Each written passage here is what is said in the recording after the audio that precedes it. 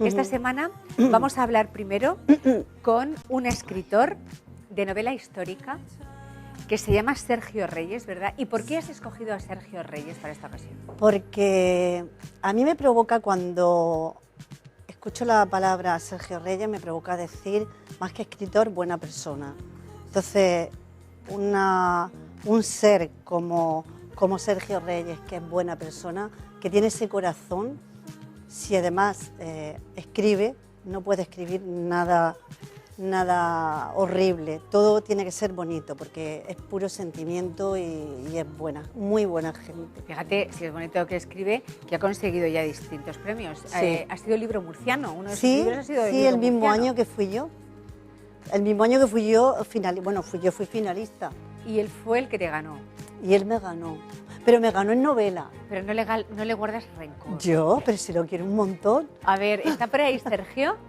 A ver, sí, ¿verdad? Ahí está Sergio. ¿Qué tal estás? Buenos días. Hola, buenos días, ¿qué tal? Hola. Yo imagino que ese cariño será recíproco. Ella no se picó porque tú le ganaras. No. Por supuesto, aparte que eran diferentes modalidades, yo gané en prosa, ella era finalista en poesía y no teníamos ninguna rivalidad en ese sentido. Ganaste con la novela Mursilla. Sí, el Mursilla de subtítulo El talismán del yemení, esa es con la que gané en el certamen de 2016. ¿Y qué cuentas de Mursilla? ¿Con qué conquistaste al jurado? Bueno, pues cuento algo que nunca se había novelado y es la historia de cómo se fundó Murcia en el siglo IX. Entonces, pues ahí a través de un personaje que se mete en varios líos, espionaje, su historia de amor también, ya que hablabais hace un momento de la semana próxima, pues también tiene su historia de amor. En fin, pues ahí os voy contando un poquito cómo se fundó Murcia en ese siglo IX, a raíz de unas disputas que hubo.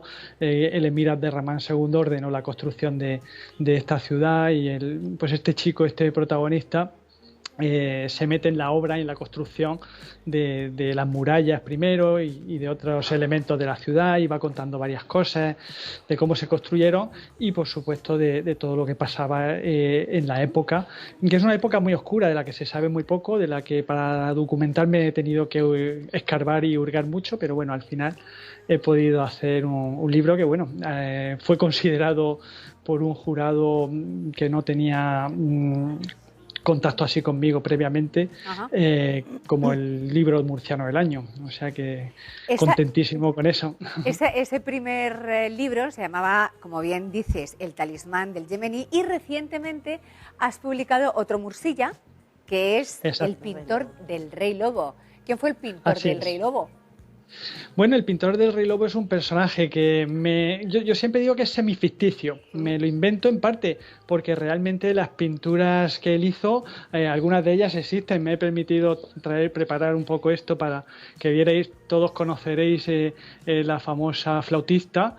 Y no solo la flautista, que también él pintaba otras figuras, como por ejemplo, aquí podéis ver la cabeza de un pájaro, también podéis ver pues un hombre con barba, en fin, pinturas como esas y otras, pues tuvo que pintarlas alguien. No se sabe el nombre, no se sabe cómo se llamaba esa persona, pero yo le he dado un nombre, le he dado vida, lo he metido en una familia que sí que se conocen a algunos miembros y por tanto le he dado un matiz de realidad a través de eso. Y este pintor pues va a estar en el reinado del Rey Lobo, en el siglo XII, pues muy cercano a este personaje. Se va a hacer amigo de uno de los militares más importantes con los que contaba este Rey Lobo, que era precisamente el padre del famoso Abenarabi. Entonces, a través de esa amistad va a poder conocer al pequeño Abenarabi, porque cuando Abenarabi nace todavía gobierna el Rey Lobo. Y voy jugando un poquito con todas esas cosas, pues para mostrar. Sobre todo me gusta mucho intentar sorprender al lector con cosas que son poco conocidas, ¿no? Por ejemplo, no quiero destripar nada, pero si nos vamos al talismán del yemení, perdón, que lo tengo aquí, pues ves que en la portada aparece el símbolo de la estrella de David, que podría resultar sorprendente que en una novela ambientada en la Murcia de época musulmana pongamos de portada esa estrella de David, pero lo cierto es que los musulmanes incluso acuñaron monedas en una de las caras de esas monedas a veces ponían esa estrella de David que está asociada más a la religión judía. Entonces siempre me gusta sorprender y meter ese tipo de cosas en la novela, y entonces pues aquí una de las cosas que a mí siempre me ha llamado mucho la atención es esa pintura antropomorfa que se supone que los musulmanes tienen prohibido por el Corán pintar personas y animales, y como os acabo de mostrar, pues aquí en Murcia tenemos ejemplos de que no siempre se cumplen esos preceptos. No son los únicos ejemplos que hay en el mundo, hay ejemplos también en otros sitios, pero bueno, yo quería destacar eso, y por eso elegí que la profesión del protagonista fuera principalmente pintor, aunque también participó en batallas, etcétera, etcétera. Un poquito quería contar a través suyo y de su relación con el Rey Lobo y con el padre de Abenarabi, pues la historia de todo lo que fue el reinado del Rey Lobo, todos los tratados que hizo, etcétera. Sergio, ¿esto se va a cerrar con una trilogía? Porque son 2.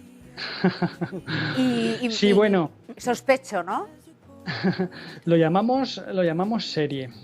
Yo ahora lo llamo serie. En un principio pensábamos en trilogía, lo llamamos ahora serie porque no sabemos si van a ser 3, 4 o cuántos van a ser, porque tengo varias ideas en mente, pero siempre girando, aunque sea trilogía, sí quiero destacar, bueno, yo trabajo con la editorial murciana DocuShow, es una editorial, creo que es ahora mismo una de las más potentes de la región de Murcia, y con ellos estamos viendo que esta trilogía, conviene aclarar que aunque sea una trilogía o serie o 4 o los que sean, los libros son totalmente independientes. Es decir, no es necesario haberse leído primero el Talismán del Yemení para leer el Pintor del Rey Lobo, ni viceversa, porque están ambientados en siglos distintos. El Pintor del Rey Lobo es siglo XII, el Talismán del Yemení es siglo IX, en fin, no tiene nada que ver, porque obviamente los personajes no han podido sobrevivir.